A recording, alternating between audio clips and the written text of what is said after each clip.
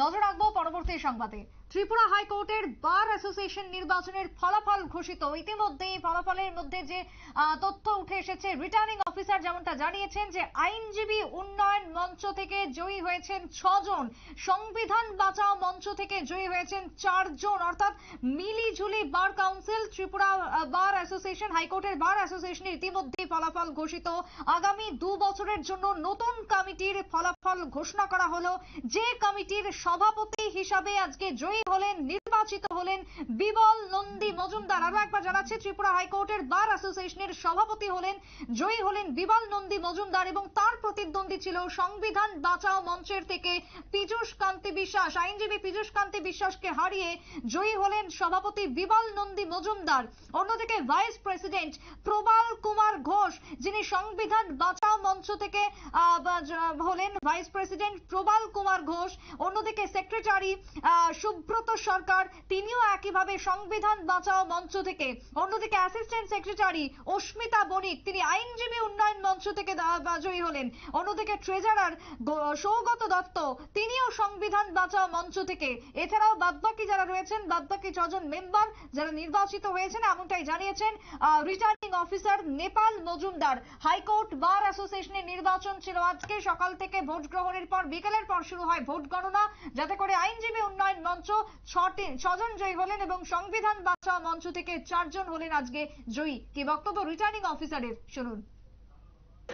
High court বার অ্যাসোসিয়েশনের আইনজীবী নির্বাচন 2024 আজকে আমরা ভোট গ্রহণ এবং ভোটের ফলাফল আমরা এইমাত্র জানিয়ে দিলাম।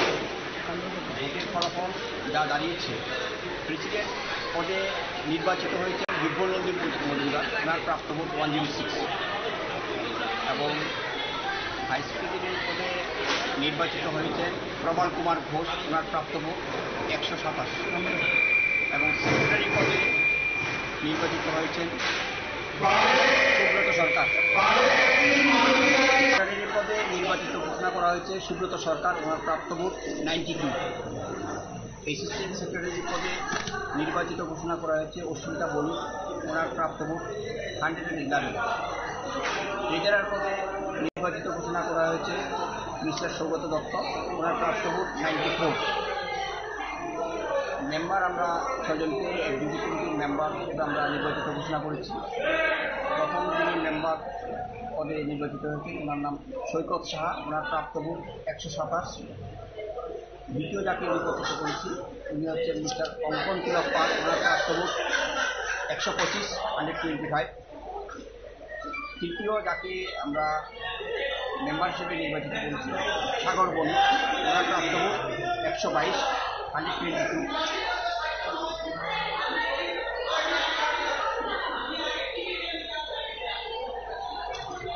পরবর্তী যাকে আমরা মেম্বার হিসেবে নিযুক্ত করেছি উনি হচ্ছে চিন্তা চক্রবর্তী, 4,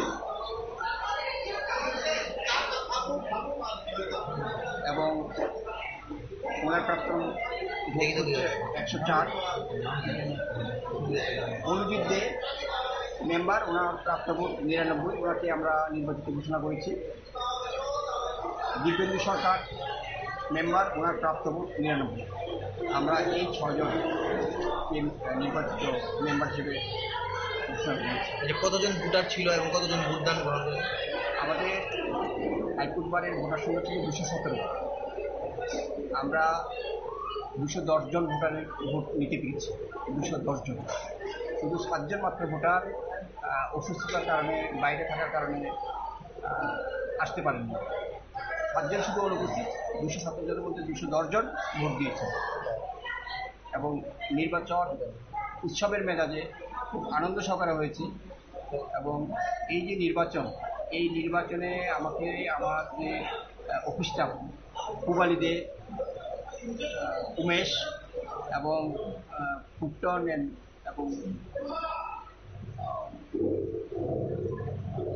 আরও স্টাফ রয়েছে, ওনারা প্রত্যেকটা কাজে আমাকে সহযোগিতা করেছে। এবং আমি এও দেখেছি যে এই যে নির্বাচনটা ঘিরে যে সবার মধ্যে একটা আনন্দ এবং উৎসবের মেজাজে সবাই ভোট দিয়েছেন, এবং খুব দীর্ঘ প্রতীক্ষার পর এবং আজকে যে আমরা রেজাল্ট করতে পেরেছি সেজন্য সবাই খুশি। আপনারা নিজেরাই দেখেছেন যে সবাই ধৈর্য সহকারে সমস্ত প্রত্যেকটা ব্যালট দিনবার সময় লক্ষ্য করছেন, ধৈর্য ধরে শুনেছেন।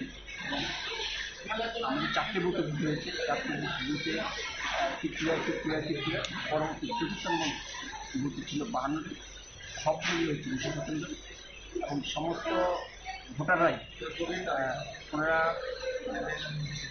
খুব সুন্দরভাবে ভোটও দিয়েছেন এবং আমার নির্বাচনী কাজেও সহযোগিতা করেছেন। ধন্যবাদ। আপনারা শুনলেন আইনজীবীর বক্তব্য। ইতিমধ্যে হাইকোর্টের বার অ্যাসোসিয়েশনের আজকের ফলাফল ঘোষণা হওয়ার পর যারা জয়ী তাদের প্রত্যেককে অভিনন্দন জানালেন আইনজীবীরা এবং রিটার্নিং অফিসার নেপাল মজুমদার তেমনটাই জানিয়েছেন। ইতিমধ্যেই জয়কে কেন্দ্র করে সকলের মধ্যে ব্যাপক উৎসাহ পরিলক্ষিত হলো। ছোট্ট বিরতির পর ফিরে আসবো, সঙ্গে থাকুন।